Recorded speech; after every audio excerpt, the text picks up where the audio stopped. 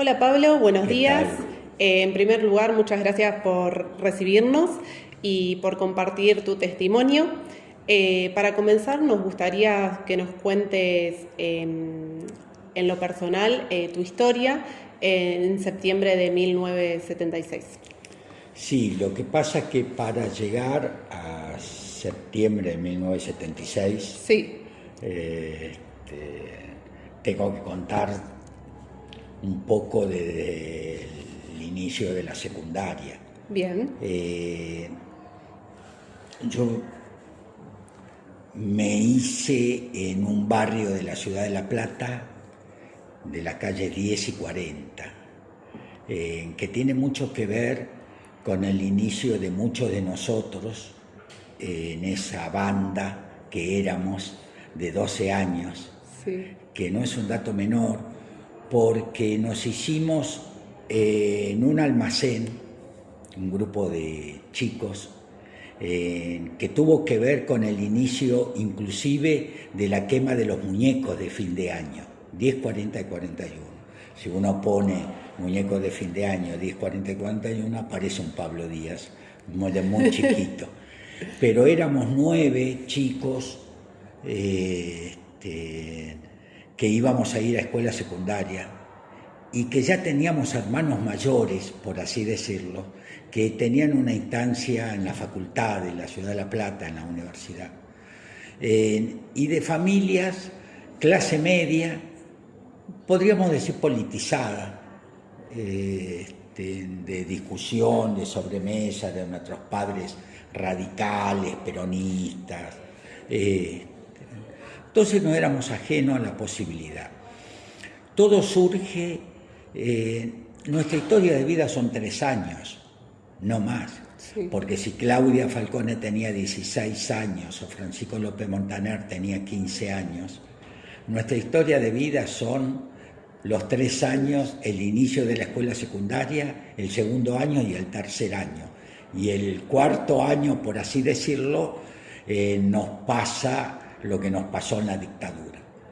Ahora, cuando el primer año vamos a diferentes escuelas, los 9 chicos podríamos decir del barrio, entonces pensamos en la conformación de centros de estudiantes secundarios, porque veíamos que nuestros hermanos mayores, cuando los íbamos a ver a la facultad, estaban llenos de carteles, la facultad como lo es hoy, en la conformación electoral de centros de estudiantes.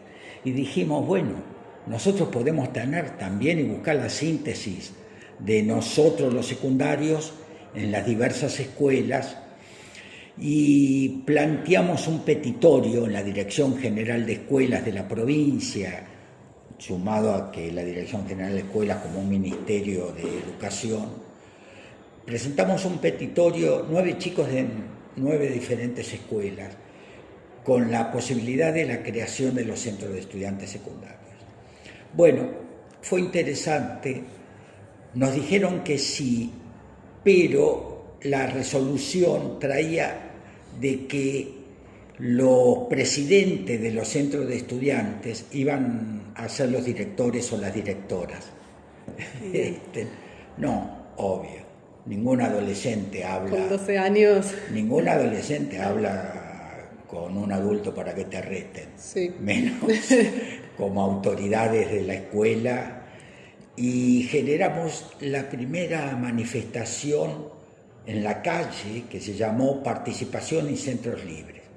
Logramos 3 formas en base a esa organización que hicimos de movilización, en 3 formas de formación de los centros de estudiantes. Interesante.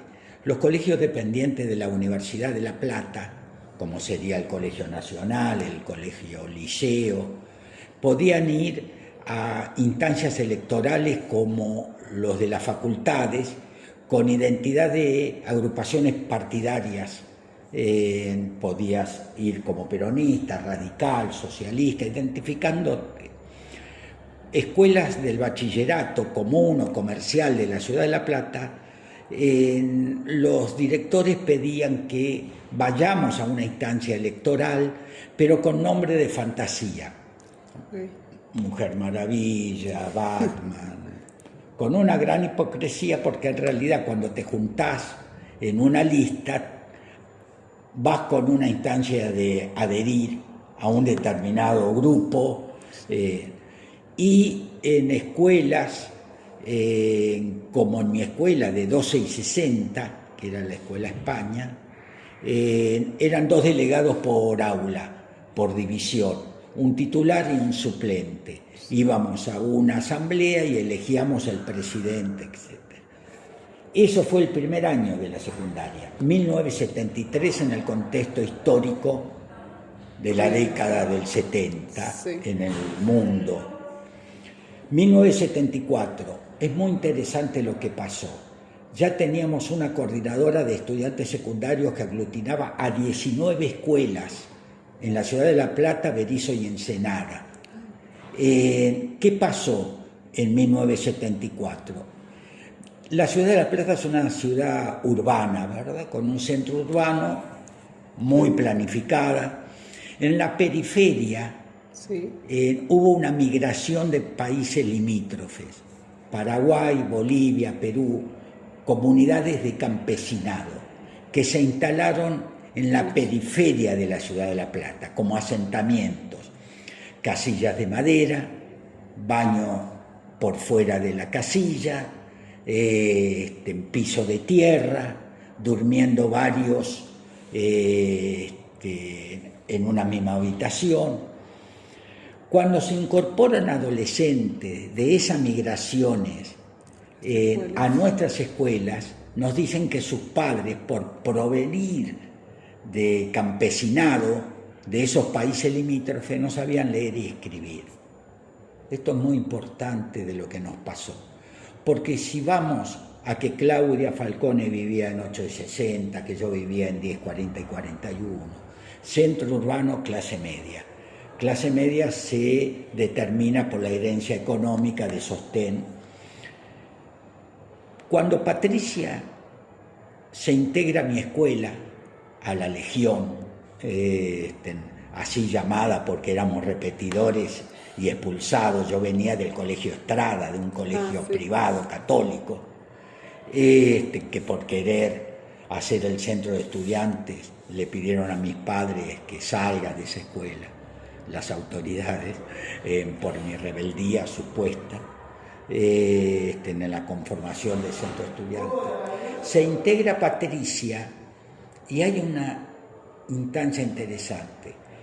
Cuando determinamos que podíamos ser alfabetizadores, porque todos los estudiantes secundarios nos preguntábamos, ¿qué sabemos leer y escribir?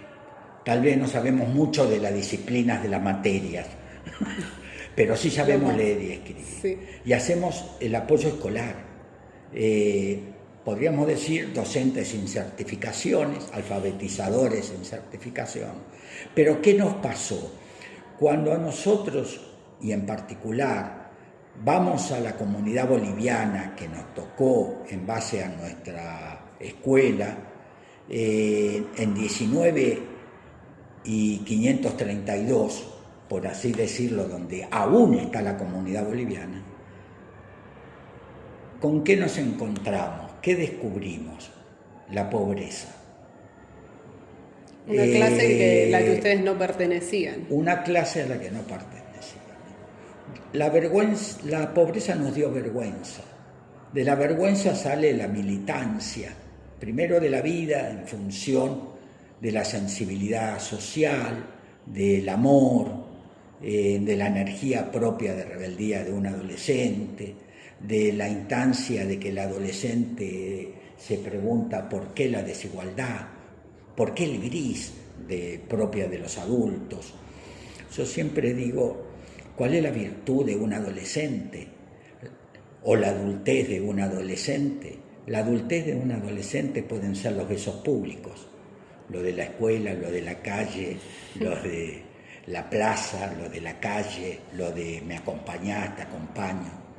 Y la inmadurez de los adultos son los besos privados, Yo nunca vi besarse a mis padres como yo me besé en la adolescencia. Y otra de las virtudes que tiene el adolescente es que no tiene diversidad de tez. El adolescente tiene relaciones humanas. Mi madre, radical, no porque haya sido radical, pero por clase media de mucha herencia económica, me decía: ojo con los pobres y los negros en esos barrios. Qué bárbaro, porque todo eso lo fuimos descubriendo y nos fuimos solidarizando. Víctor Treviño, un compañero que está desaparecido de 17 años, cuando íbamos los sábados y los domingos, luego de robar en mi casa en un bolso arroz, hierba, fideos, para la casa de Patricia, lo veo lagrimeando y le digo: ¿qué haces? Y me dice: ¿cuándo voy a poder sacar a Patricia de acá? ¿De quién se había enamorado? De Patricia. Las relaciones humanas de los adolescentes son muy intensas. Y si la vergüenza de la pobreza te hace angustiar, inevitablemente te convertís en militante. Primero de la vida y después de la necesidad de dónde están los valores esenciales del ser humano para poder generar una igualdad, una distribución, o cómo generamos oportunidades en donde no se nace con las tales oportunidades.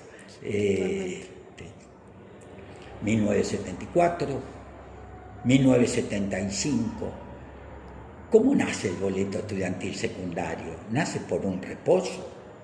No, por supuesto que no. Nace por la sensibilidad social que ya teníamos, nace por la solidaridad que ya teníamos, nace por el amor de unas relaciones humanas de compañeros y compañeras, y nace por una instancia de pelea, de energía del adolescente o del joven para plantear una visibilidad necesaria y acorde al momento histórico. Por ejemplo, en 1975 hay una crisis económica profunda en el país.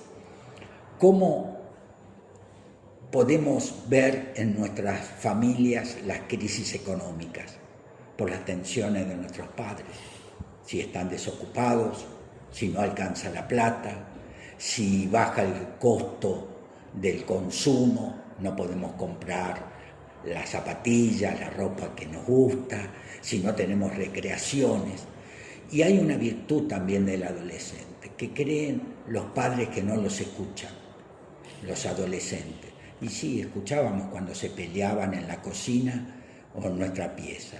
Y en la asamblea de la coordinadora de estudiantes secundarios, los colegios nocturnos, que es donde los chicos trabajan de día, de los colegios técnicos de Berisso y Ensenada, que en su momento eran una instancia industrial, de frigoríficos, de astilleros, plantean que había un costo aún en la educación pública, que era el tema de la posibilidad del transporte y que tenían que dejar la escuela por ese costo. Entonces decidimos salir a pelearlos.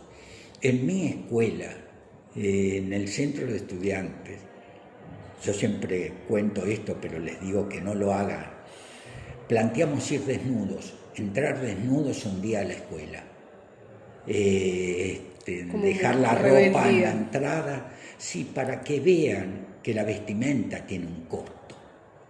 Y ese costo plantearlo en una instancia mucho más orgánica, más macro. El boleto estudiantil secundario fue una instancia adulta de los adolescentes en la ciudad de La Plata. Veíamos que en otros países inclusive ya se estaba implementando desde 1968 peleando. Y claro, también encontramos unas dificultades. ¿Cuál era? Que los políticos de la legislatura, diputados, senadores, porque había democracia, hablaban con los empresarios de los transportes y no con nosotros, que decíamos que éramos chicos. Bueno, a ver, hicimos movilizaciones de casi 10.000 estudiantes secundarios, lideramos, con toma de escuelas. Las tomas de escuelas también son relativamente a la que hoy por ahí se puede decir no lo hagan en función. Pero siempre pensamos que la protesta es una instancia de visibilidad de conflicto que tiene que ser tratado. Pensamos que la manifestación era un conflicto de visibilidad, que teníamos que ser escuchados. No lo fuimos, por lo cual salimos a manifestarnos. Y la manifestación fue una instancia de visibilidad, como fue de mucho presencia, y fuimos reprimidos muy fuertes en el tema del Ministerio de Obras Públicas de la Ciudad de La Plata. Fuimos reprimidos con muchos golpes, con lo que se conoce como gases lacrimógenos, pero esa manifestación hizo que lográramos el boleto estudiantil secundario en septiembre de 1975. Nos fuimos de vacaciones, yo me fui de mochilero con chicas y chicos de liceo del Nacional y de... Sí, claro, la como sensualidad, festejo, como sí. festejo. Nos fuimos a Bariloche, a un camping del Colegio Nacional de la Ciudad de La Plata. La sensualidad del adolescente yo lo mantengo como una instancia adulta.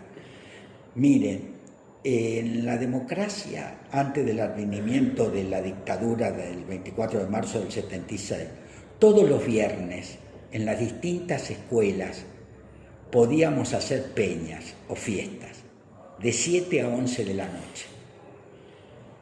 Bueno, esa sensualidad era terrible. Era nosotros los varones en una esquina, nuestras compañeras esperando que las saquemos a bailar o que nos acerquemos, mientras nosotros nos peleábamos diciendo, pará, no vayas sobre Claudia porque me gusta a mí. Entonces teníamos que volver y... A repartir las cartas. Pero bueno, marzo volvimos de vacaciones y en marzo del 24 de marzo se genera el golpe militar, hoy lo conocemos como cívico-militar. ¿Qué pasa en la ciudad de La Plata? Se cierran los centros de estudiantes, se prohíben. No se puede caminar más de 3 adolescentes o jóvenes por la calle, o estar en una plaza más de 3 adolescentes, y se prohíben los recitales de música. Todos los jóvenes tienen un ritmo determinado de música, ¿verdad? Sí. ¿Cuál era el peligro que ellos planteaban? De que los recitales son instancias grupales de jóvenes, pero cuando vos vas a un recital no conoces al que está al lado, sino que solamente estás con el que vas. Pero bueno, y planteamos una clandestinidad, principalmente los líderes en cada escuela. Los líderes, yo llamo al que tiene la posibilidad y la virtud de poner esfuerzo y voluntad en representar a tus compañeros y tus compañeras ante las autoridades del colegio. Por ejemplo, sí es verdad que hoy planteo un centro de estudiantes como una instancia de acompañamiento de salud mental de nuestros compañeros y compañeras, o de los compañeros y compañeras de los chicos que ejercen la voluntad y el esfuerzo. La Argentina hoy es el segundo país en América Latina de suicidios de adolescentes. Después de instancias de pandemia, la salud o la soledad ha crecido mucho. Entonces hoy un chico que está en un centro de estudiantes tiene que identificar el conflicto social que puede tener un compañero y plantearlo en la escuela. Todo aquel que tiene un conflicto social en sus casas, en su barrio, inevitablemente tiene una lentitud en el aprendizaje, pero no tiene que abandonar, porque en los adultos supuestamente la dignidad es si tenés educación y trabajo. Sí, totalmente. Y el que no tiene esas oportunidades por nacer en una casilla de madera de un barrio pobre, tiene más esfuerzos, inevitablemente, y tiene que ser más acompañado. Yo sigo creyendo en eso, pero eso, luego de una represión en la ciudad de La Plata sobre distintos sectores, universitarios, barriales, trabajo, en agosto de 1976 se plantea la suspensión del boleto estudiantil secundario.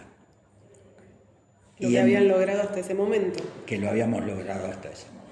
Y en nuestra inocencia, entre comillas, tal vez, planteamos salir de nuevo a manifestarnos. Y fuimos desde la clandestinidad identificados por las autoridades de las escuelas que pasaban en lista a la seguridad del ejército argentino o de la policía de la provincia de Buenos Aires. ¿Por qué? Porque cuando se suspende el boleto estudiantil en agosto, planteamos pintar en el baño, por ejemplo, en mi escuela, fuera la dictadura militar, reapertura de los centros de estudiantes. Yo sé que parece mentira que pasar a una instancia de potencial subversivo o de peligroso. En la ficha de detención de Claudia Falcone dice: María Claudia Falcone, 16 años, grado de peligrosidad mínima, pero en observaciones dice capacidad organizativa, pensamiento crítico. La capacidad organizativa eran los centros de estudiantes secundarios y el pensamiento crítico era el hablar, era el decir lo que pensamos.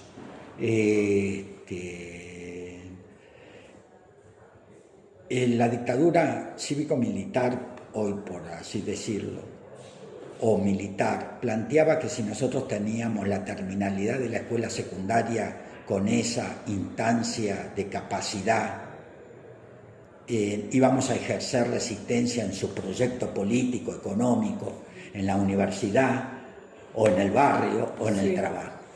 Entonces, había que darle un escarmiento al movimiento estudiantil secundario de la ciudad de La Plata. Y fuimos secuestrados sistemáticamente estudiantes secundarios y separados 7 para la desaparición eterna. Esos 7 fueron llevados al pozo de Banfield para la desaparición eterna. Otros chicos fueron llevados a otros centros o legalizados inmediatamente o interrogados. ¿Y el criterio era la ficha que tenían de cada uno? El criterio era la ficha que tenían de cada uno, la intensidad de cada uno, el pensamiento crítico de cada uno, el liderazgo, el esfuerzo y la voluntad de ser referentes de compañeros y compañeras. Es cierto que en la incertidumbre de la desaparición o de no ir a la escuela se generaba una parálisis de los demás compañeros. El terror es sinónimo de paralización, siempre. Y bueno, y la noche de los lápices se fue convirtiendo en un amor de adolescentes. ¿Por qué? Porque yo me enamoré en un campo de concentración de Claudia, como Horacio se enamoró de María Clara Ciocchini en un campo de concentración. Siempre me pregunté si ante un conflicto social seguro, de la pérdida de tus padres o de un accidente o de una enfermedad, te va a representar que la vida es cruel. ¿Y dónde es bella la vida. La vida es bella en el amor, en que alguien te quiera, en querer a alguien, en que alguien te proteja, en hablar con alguien. Inevitable. Por eso digo... En compartir, porque pese al lugar donde estaban, podían compartir. Sí, hoy, cuando yo estuve 3 años becado por las Naciones Unidas, en dar charlas en el mundo sobre holocausto, genocidio. Cuando estaba dando una charla con Jack Fuchs, un sobreviviente de Auschwitz, que entró a los 17 años, como yo, a un campo de concentración, él me dijo que se había enamorado de quien le daba agua en el trabajo forzado. Sabat, un chico que me mandó una carta de Gaza, al escucharme, me dijo que se había enamorado de la enfermera que lo cuidaba luego de un bombardeo. Sí, creo que también es la parte que te genera también seguir con vida y haciendo el esfuerzo pese a lo sucedido y a donde estés. Sí, claro. A mí siempre me pasó la particularidad. Todos conocemos el romanticismo alemán, ¿verdad? O nos dicen que hay romanticismo alemán generado por un novelista que llamaba Goethe o Goethe. Goethe creó un personaje de ficción que llamaba Werther. Werther tenía una novia que llamaba Carlota. Werther tenía 17 años y ella tenía 16. Carlota tiene una enfermedad terminal y antes de morir le pide a Werther que no la olvide, que no quería desaparecer. Pero Werther le empieza a escribir poemas, cartas y se suicida. ¿Qué pasa con Carlota? Desaparece. Bueno, Pablo Díaz es la inversión de Werther.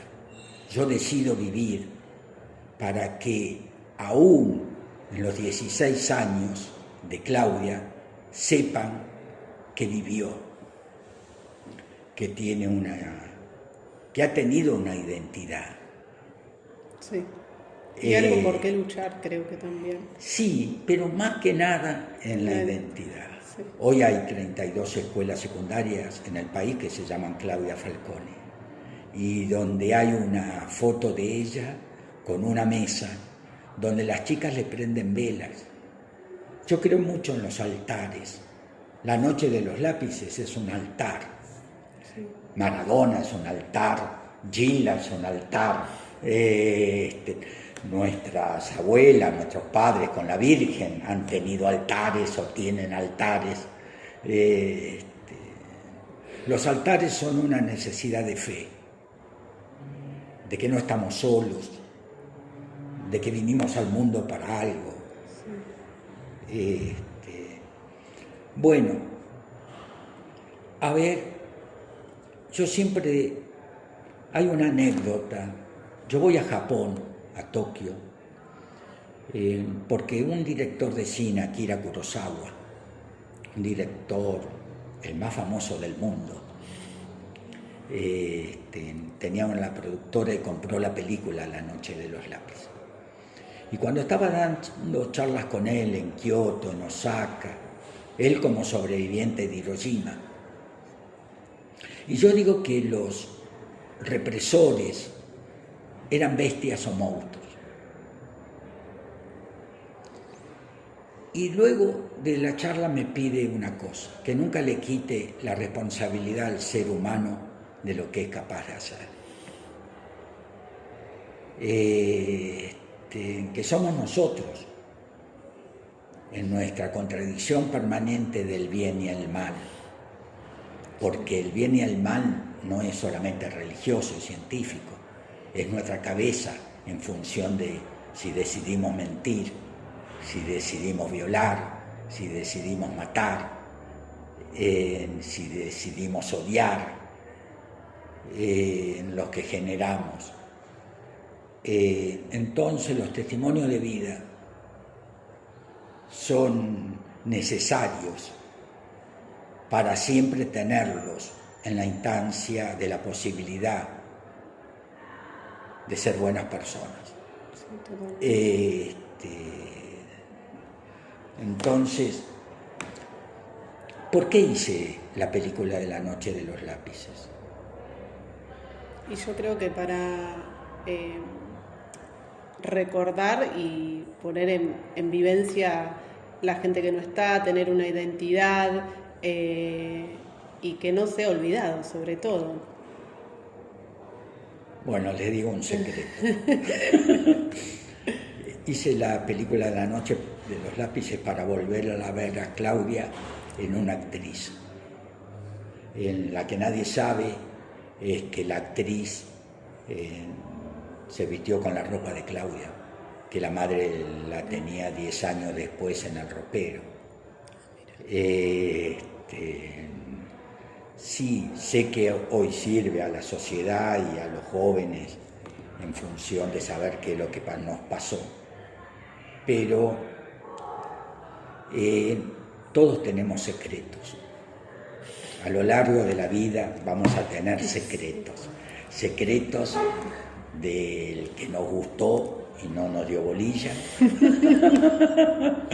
de que le teníamos algo que decir a nuestros padres y no se lo dijimos. Todos tenemos secretos. Yo a lo largo de la vida mis secretos son públicos. Pero demasiadas charlas. Sí, demasiadas charlas. Pero bueno, esa es un poco la historia de lo largo de la vida al día de hoy, ¿no? Sí, La noche de los lápices, o sea, su recuerdo más fuerte es el boleto estudiantil, pero creo que también es bastante reduccionista porque luchaban por otros derechos. Bueno, es que el boleto secundario no hubiese sido posible sin la instancia de una militancia. Totalmente, lo que empezó con las urbes o con la gente claro. que... Sí, claro. Si no hubiésemos planteado un mundo mejor. De los 232 adolescentes desaparecidos, todos escribíamos poesía, donde poníamos los varones el te quiero al lado de cuándo vamos a cambiar el mundo. Las chicas, en sus cuadernos íntimos, hablaban del mundo. La madre de Claudia me regaló su cuaderno íntimo, donde yo no estaba, hubiese estado ahora, si hubiésemos salido los dos. Nunca le dije a los que estaban que Claudia les había escrito. Pero, un secreto. Sí, pero las chicas también escribían sobre el deseo de dónde vivir. Sí, claro. Para llegar a una instancia de manifestación tenés que tener sensibilidad, tenés que tener solidaridad y tenés que tener un amor mucho más social y general. Sufrir, llorar, tener la capacidad de llorar y de angustiarte y tener la capacidad de la felicidad ante un paisaje hermoso compartido con alguien.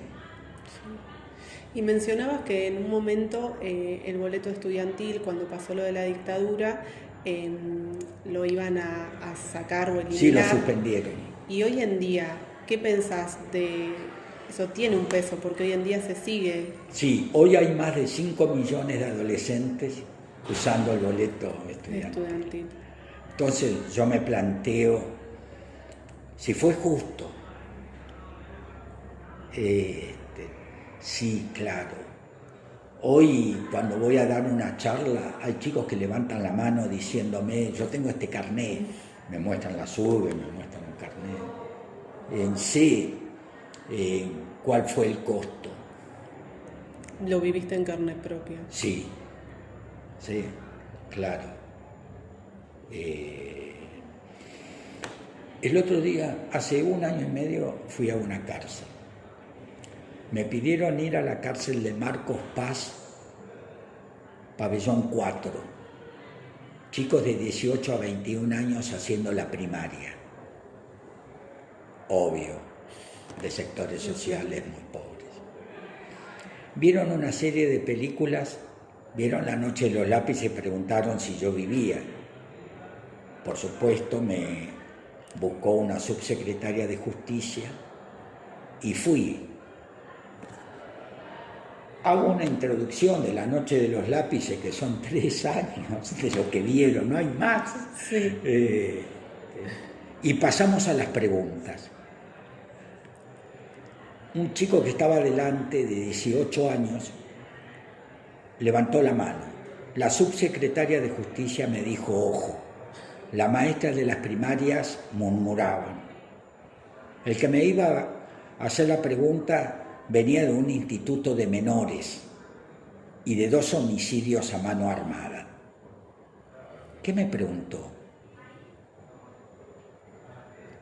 Me dice, ¿la extrañas? ¿Qué vio de La Noche de los Lápices? El amor, lo que mencionabas. Lo que nunca iba a tener.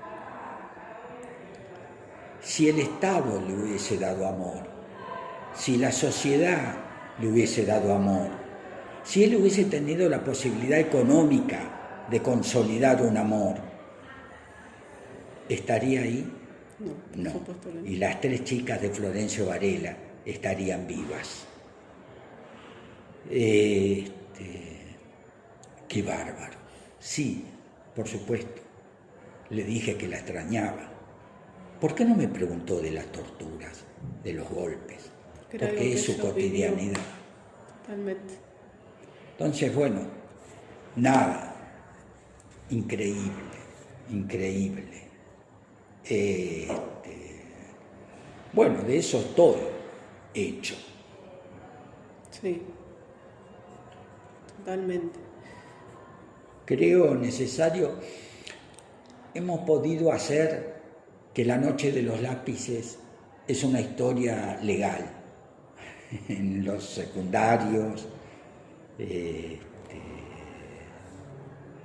las sobremesas familiares, porque hoy yo lo que les digo es, no tengan secretos fuera de la casa como los tuvimos nosotros, porque en nuestro contexto histórico, de nuestros padres autoritarios, no podíamos hablar en la sobremesa familiar. Ninguno de nosotros consolidaba su identidad sexual, social y política en la sobremesa familiar. Todos en la calle. Pero era algo que culturalmente en ese momento tampoco se podía... Entonces, perfecto.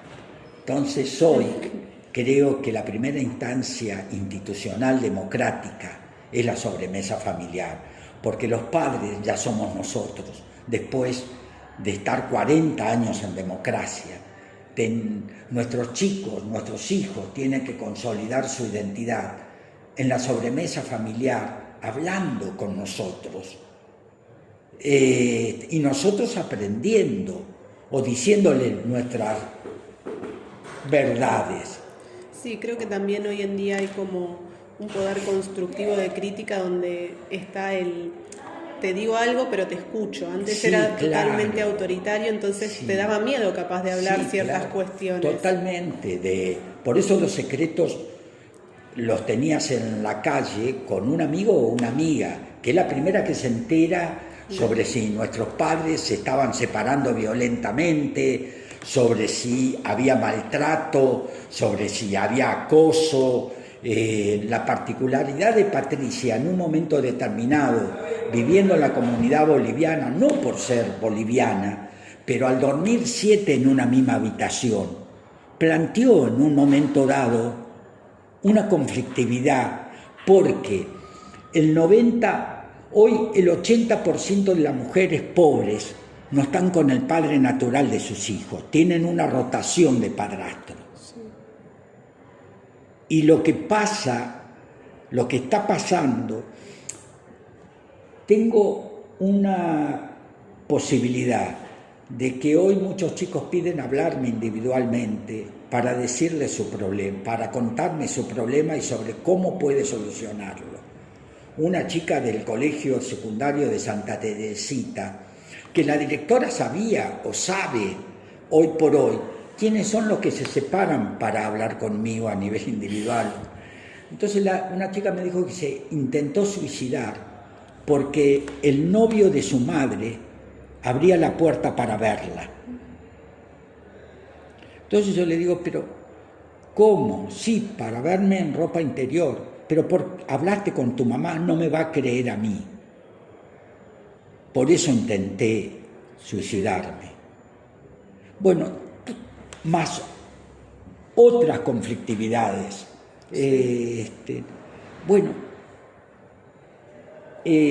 ¿Cómo podemos solucionar o cómo puede Pablo Díaz, en la instancia de la necesidad de hoy de diálogo con adolescentes, en tener fórmulas de posibilidad de... Hoy yo creo que las escuelas tienen que tener más que un asistente social, una psicóloga, un psicólogo, por una instancia de salud mental, a reconstruir la seguridad de las instancias. El 99% de los centros de estudiantes secundarios, las presidentas son mujeres. Qué bárbaro, ¿no? Son mucha más la participación de las compañeras mujeres que de los chicos.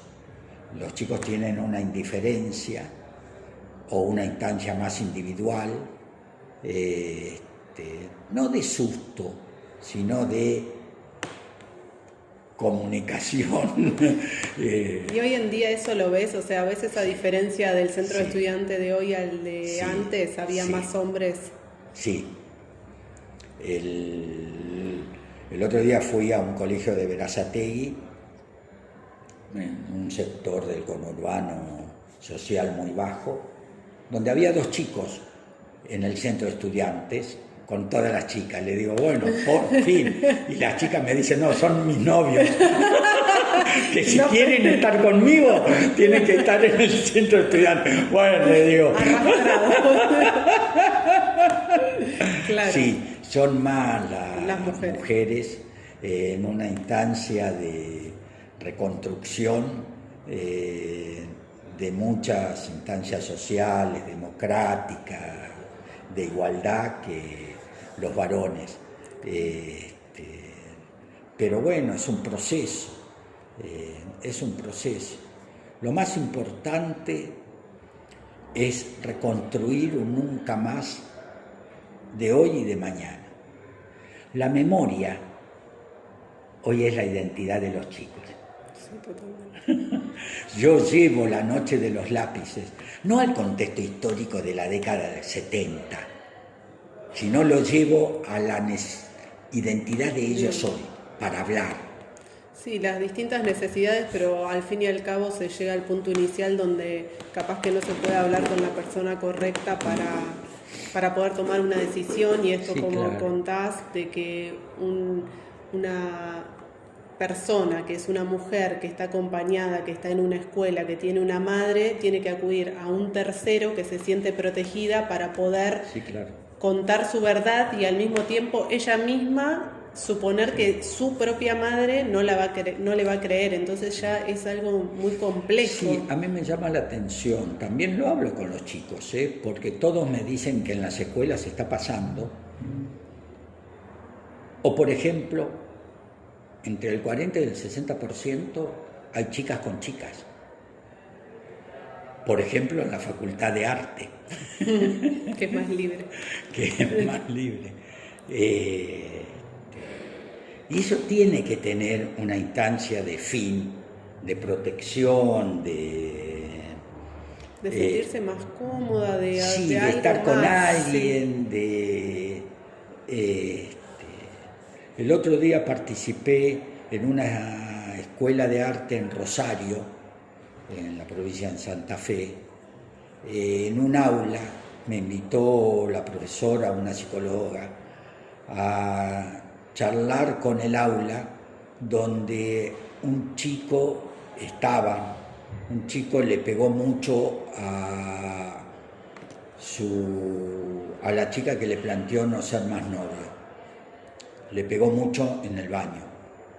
¿En la misma institución? Sí, sí, en la escuela. En la escuela. El chico decía que él pedía perdón, pero que le había pegado porque la amaba. No quería que lo deje. Bueno, pero no es. No es la forma. No es la forma. Bueno, aunque les parezca mentira, eso es la noche de los lápices hoy. La posibilidad de hablar con quien creen que pueden hablar. Sentirse protegido. Sí, o con quien pueden charlar de las cosas reales que les pasan. ¿Por qué salen a robar, a equivocarse? Yo termino de hacer una película que se llama La mujer de la fila, con Natalia Oreiro, una actriz, que es donde un chico de 17 años se equivoca con unos amigos yendo a robar a un kiosco, una roticería. Sí. Y ella va todos los días a la cárcel. Y va a la cárcel, pero hay una cosa que no sabe, que cuando deciden equivocarse, creen que en una instancia de masculinidad se la bancan y van a la cárcel con la madre. Sí. Yo estuve 5 años preso, salí a los 21 años y necesité que mi mamá vaya todos los domingos. En la primera charla que mi mamá se entera que estoy vivo, en marzo de 1977, me dice, ¿qué hiciste? Lo primero que te pregunta una madre. Una madre. Entonces yo le digo, no, nada, mamá, no sé por qué estoy acá. En la segunda visita, le decís a tu mamá, mamá, sacame de acá.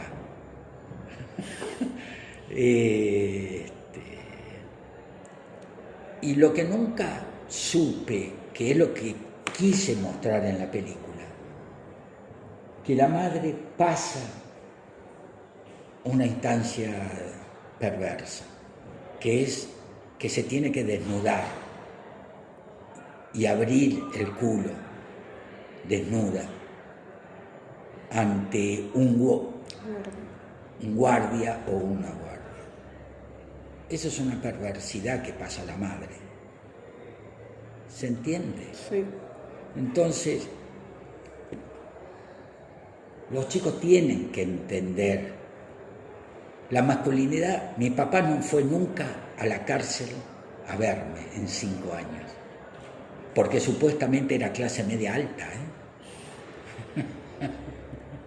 y tenía vergüenza. La misma vergüenza por la que vos iniciaste la movilización. Sí.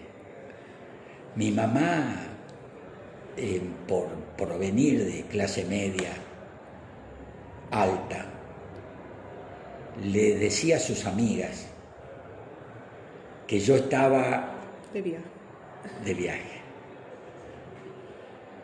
Sí. Porque tenía vergüenza de tener un hijo subversivo, de tener un hijo en la cárcel, sin saber qué es lo que había sucedido anteriormente. Claro. ¿En algún momento pudiste hablar con tus padres respecto a eso? ¿Te cuestionaron algo? No. Cuando salí, yo rechacé el asilo, la posibilidad de ir a otro país en el año 1978, que mi mamá había conseguido la opción en Holanda.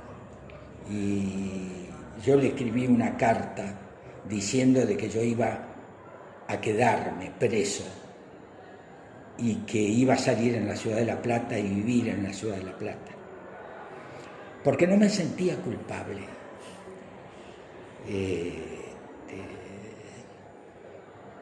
Cuando salí nunca hablé con ellos, pero sí, por supuesto, mi papá, como una instancia de culpa, me daba tarjeta de crédito, auto. Todo lo que no habías vivido. Esa fue su culpa. Sí. Y mi padre falleció cuando yo estaba haciendo la película de La Noche de los Lápices. Pero me dijo que siempre estaba orgulloso de mí, de que mantuviera Principio. sí lo que había pensado. En un momento dado mi madre me da una carta donde le escribe al presidente de la Junta Militar diciendo de que yo iba a ser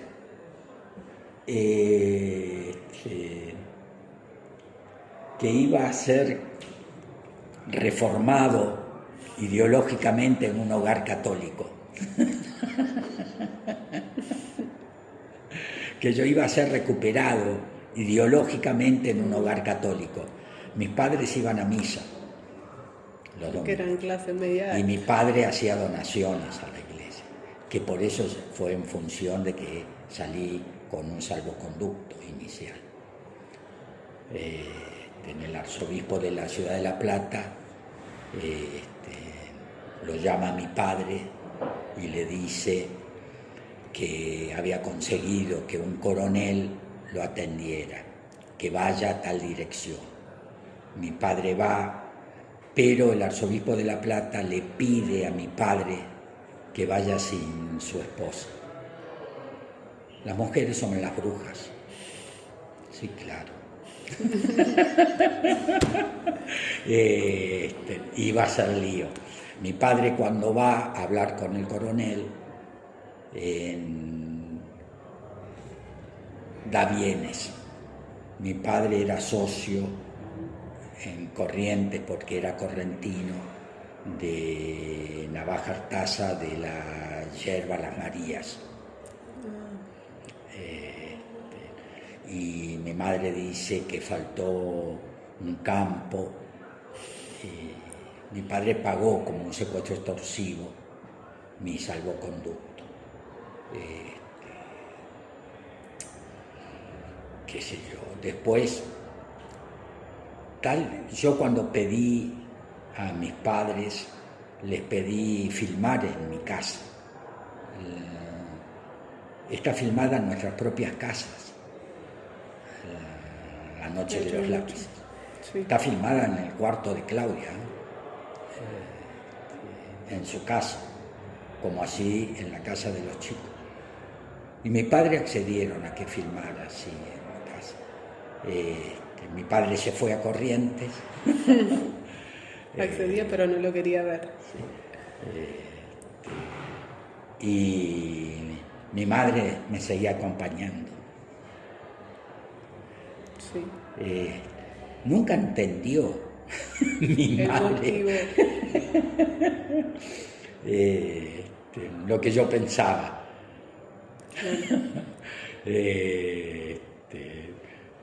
Qué sé yo. Mi padre me echa a los 16 años de mi casa, que me voy a vivir con mi abuela, porque me encuentro hablando con mi mamá del Che Guevara.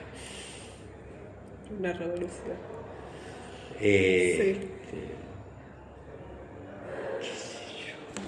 Hoy es una remera, sí. ¿Verdad? No sé, sí, hoy es otra cultura. Sí. ¿Y cómo rehiciste tu vida después de salir de prisión y de vivir todo eso? Bueno, participé en la CONADEP, en la reconstrucción de los secuestros sistemáticos de la ciudad de La Plata de estudiantes secundarios.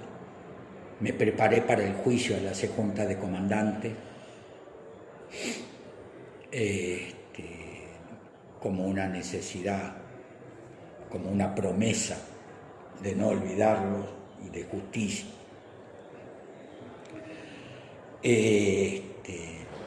Después de declarar,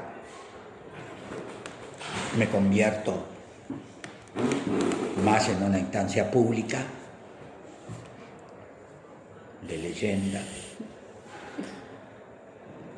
Y reconstruyo, yo hoy estoy de compañía, mi compañera es una compañera que militó conmigo en la secundaria y que conoció a los chicos.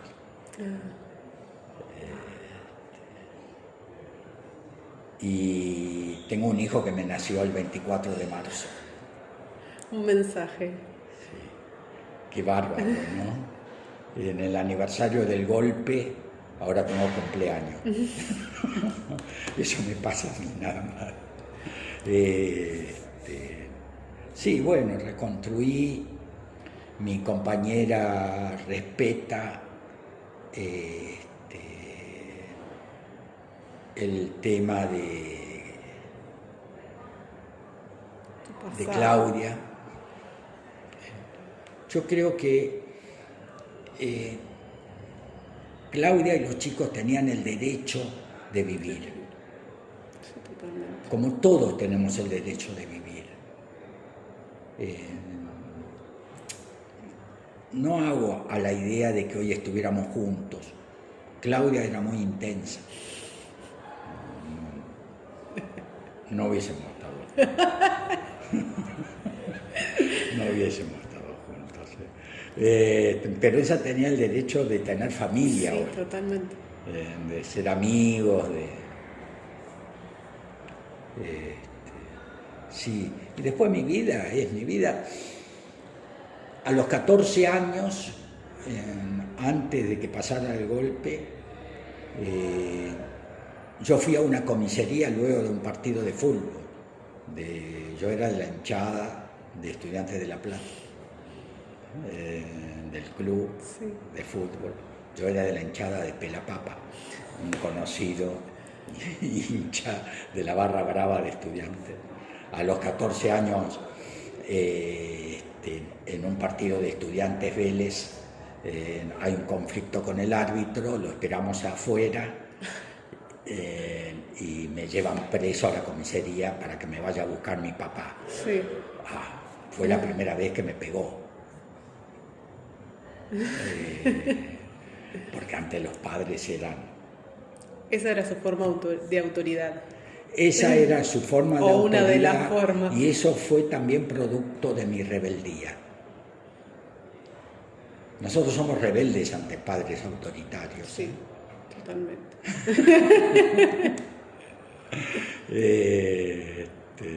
Así que bueno, sí.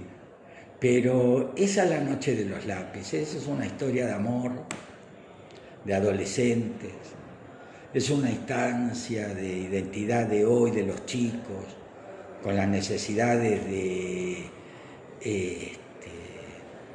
vivir, de tener posibilidad de educación, de trabajo, de tener igualdad, de ser incluidos en una sociedad. En un momento dado yo le escribo al Papa Francisco, a través de su fundación Haciendo Lío, que estaba con un sobrino. Yo lo veo salir del campo de concentración de Auschwitz, solo con la cabeza gacha. Y en la carta le pregunté si nos había visto a nosotros ahí. Bueno, me mandó a llamar, porque también en la carta le puse de María Clara Ciocchini, que era muy católica. En el campo de concentración, cuando estábamos desnudos, cuando ellas estaban violadas, rezaba, nos pedía rezar. Y nosotros le gritábamos, ¿dónde está Dios acá? Entonces yo creo que ella fue una mártir del catolicismo, no yo que no creía. Bueno, cuando estoy con Francisco, me dice que la humanidad había creado el sistema más perverso que pudo haber creado. Entonces yo le digo, ¿cuál? Entonces, el capitalismo. Y me dice, no le pongas nombre, Pero para comer, para alimentarte, para vestirte, para tener una vivienda, para tener educación y trabajo, para tener dignidad, Necesitas plata. necesitas un papel al cual le llamamos billete. Y si no nacemos en un lugar de herencia económica o de oportunidades, ¿cómo sobrevivimos? Entonces me dice, anda ahí.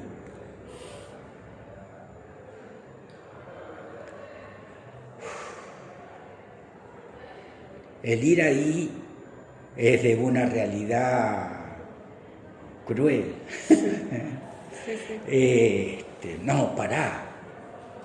Me gusta Río de Janeiro. Me gusta viajar.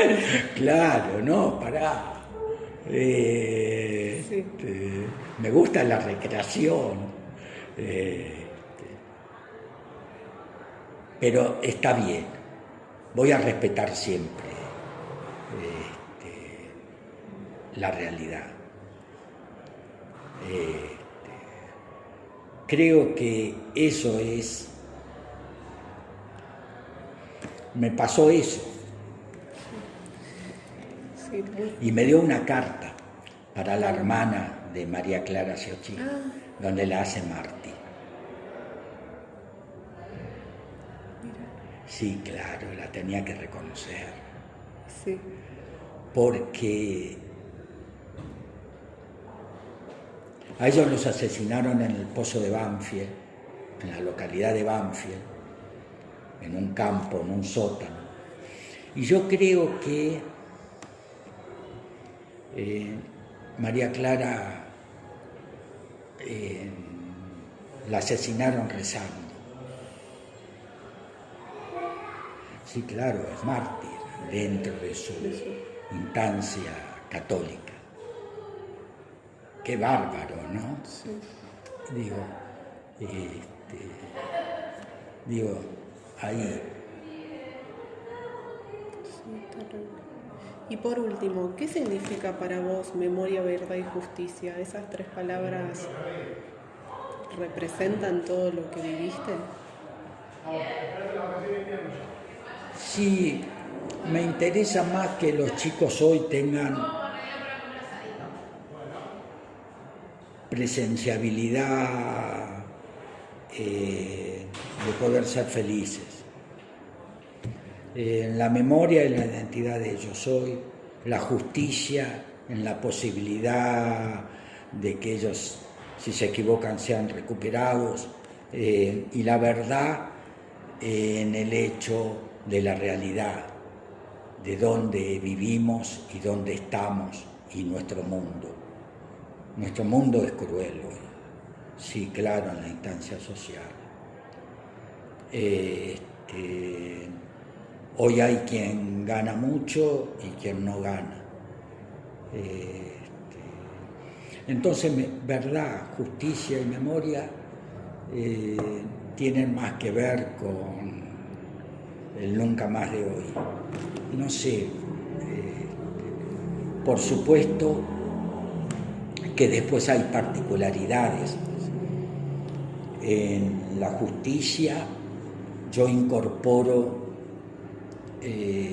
la posibilidad de dónde está Claudia, en sus restos, porque si supiera dónde fue enterrada o dónde están sus cenizas,